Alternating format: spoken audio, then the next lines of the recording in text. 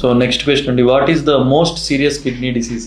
Kidney డిసీజ్లో serious kidney disease ఏది అంటే బాగా ప్రమాదకరమైన డిసీజ్ ఏది? ఏదైనా ప్రమాదకరమేనండి. Acute kidney injury, chronic kidney ఫెయిల్యూర్కి సంబంధించిన ఏదైనా ప్రమాదకరమే.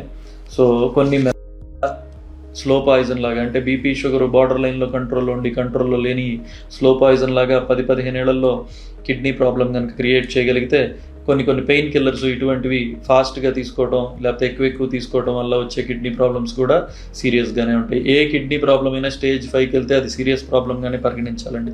కిడ్నీ అంటేనే చాలా సెన్సిటివ్ అనమాట. సో దానికి సంబంధించి ఎడ్యుకేషన్ అందరూ తెలుసుకోవాలి. ఏం తినాలి, ఏం తినకూడదు, ఒకసారి కిడ్నీ ప్రాబ్లం వచ్చిన తర్వాత ఎట్లా బిహేవ్ చేయాలి, మనం ఎటువంటి డైట్ తీసుకోవాలి, ఎటువంటి వ్యాయామం చేయాలి, డాక్టర్ గారు అడ్వైజ్ ఎట్లా తీసుకోవాలి, బీపీ షుగర్ ఎలా కంట్రోల్లో పెట్టుకోవాలి, ఇవన్నిటి వల్ల మనం సీరియస్ కిడ్నీ ప్రాబ్లమ్స్ అన్నింటినీ నుంచి తప్పించుకోవచ్చు అనమాట.